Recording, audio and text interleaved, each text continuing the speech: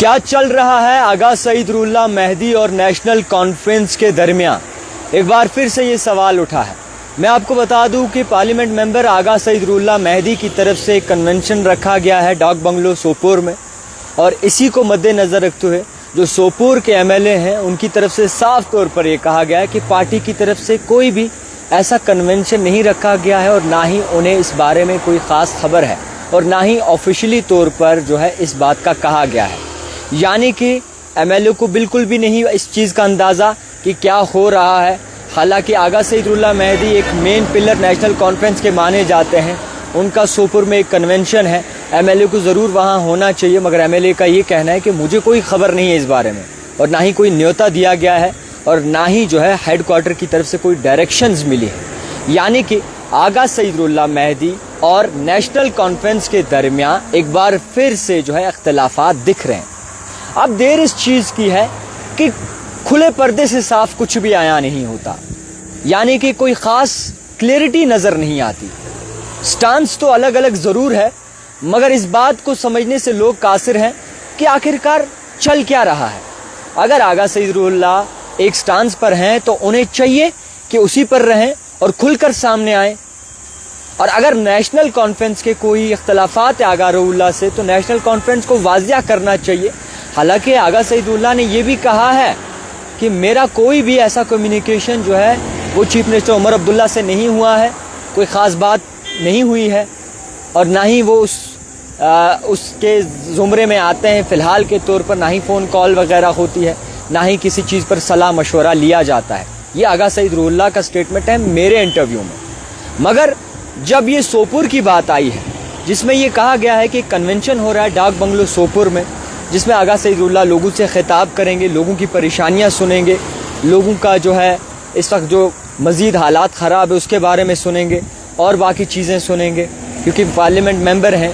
وہیں M L A کہتے ہیں کہ انہیں کوئی خبر نہیں اس بارے میں۔ یہ ایک خبر ایجنسی کی جو رپورٹ ہے، نیوز ایجنسی کی، اور اس میں صاف طور پر یہ لکھا گیا ہے کہ ایم ایل اے کی طرف سے صاف طور پر ڈینائی کیا گیا کہ پارٹی ہیڈ کوارٹر سے اس پروگرام کے ریلیٹڈ انہیں کوئی بھی انفارمیشن نہیں ہے، اور وہ شاید اس کنونشن میں شامل ہوں یا نہ ہوں وہ دیگر سوال ہے۔ مگر میں آپ کو بتا دوں، سورسز کی مانے تو کل کوئی بڑا اعلان جو ہے ریزرویشن پالیسی پر آغا اللہ مہدی کریں گے۔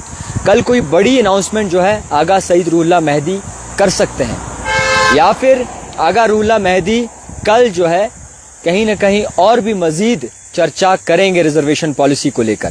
اور میں آپ کو بتانا چاہوں گا کہ کل کے روز ایک کنونشن ہونے والا ہے سوپور میں ڈاک بنگلو میں، جہاں پہ آغا اللہ مہدی آئیں گے اور لوگوں کے جو پریشانیاں ہیں، لوگوں کی جو آوازیں ہیں وہ سنیں گے۔ میں آپ کو بتا دوں کہ اب اختلافات کہاں پہ ہیں۔ آغا سعید اللہ مہدی کہتے ہیں کہ نیشنل کانفرنس کو لوگوں نے اسی لیے ووٹ دیا کہ 370 پہ بات کرے، اسٹیٹ ہوڈ پر بات کرے، جیلوں میں جو لوگ بند ہیں ان پر بات ہو، مگر نیشنل کانفرنس خاص کچھ کام نہیں کر رہی ہے۔ نیشنل کانفرنس اس پر توجہ نہیں فرما رہی ہے۔ نیشنل کانفرنس بالکل بھی کوئی سٹینڈ نہیں لے رہی ہے۔ نیشنل کانفرنس کو چاہیے کہ یہاں سے دلی جائے، تمام ایم ایل ایز کے ساتھ وہاں پر ایک پروٹیسٹ درج کرے کہ ہمارے حقوق ہم سے چھینے جا رہے ہیں، مگر نیشنل کانفرنس اس بات کو سیریس نہیں لے رہی ہے۔ آغا سعید اللہ کا کہنا ہے توقع تھی سرکار پہ کہ یہ سرکار آئے گی تو لوگوں کو راحت کی سانس ملے گی، مگر اس سرکار جو ہے ابھی جس طریقے سے حساب چلا رہی ہے اس سے صاف طور پر واضح ہوتا ہے کہ نیشنل کانفرنس جو ہے وہ لوگوں کو لے کر خاص سیریس نہیں ہے۔ یہ آغا سعید اللہ مہدی کا کہنا ہے۔ اور وہیں عمر عبداللہ کی بات کریں چیف منسٹر کی، تو ان کا کہنا ہے کہ جناب اسٹیٹ ہوڈ تک تو ٹھہرے ہیں، اسٹیٹ ہوڈ واپس آنے دیں، ہمارے ہاتھ میں پاورز نہیں ہیں، ہم کچھ کر نہیں سکتے۔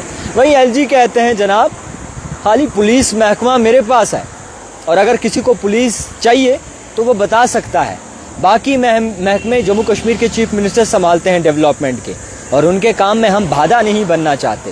یہ ایل جی منوج سنہا کا کہنا ہے۔ صحیح کیا ہے، غلط کیا ہے، اس کا اندازہ لگانا بہت زیادہ مشکل ہے جناب۔ چل کیا رہا ہے، ایک سال نزدیک ہونے کو ہے چنی ہوئی سرکار کو، اور یہ آخرکار ہو کیا رہا ہے، کس طریقے سے ہو رہا ہے، یہ سمجھنے سے لوگ قاصر ہیں۔ دیکھیے، میرا مقصد اور ہمارا مقصد صرف یہ ہے کہ اگر کچھ بھی ہو لوگوں کی بھلائی کے لیے ہونا چاہیے، کچھ بھی ہو لوگوں کے لیے اچھائی ہونا چاہیے۔ کیا کیجول لیبررز کی بات کی، ڈیلی ویجرز کی بات کی، آشا ورکرز کی بات کی، ICDS ڈپارٹمنٹ کی بات کی, فائر اینڈ ایمرجنسی کے جتنے بھی ایسپیرنٹس ہیں ان کی بات ہوئی, مختلف محکموں میں جو لوگ عارضی طور پر کام کرتے ہیں ان کی بات ہوئی. کیا کوئی بڑی ڈیولپمنٹ ہوئی؟ کیا کہیں نہ کہیں لوگوں کے لیے جاب ریکروٹمنٹس نکلی؟ ریزرویشن کا مسئلہ حل ہوا؟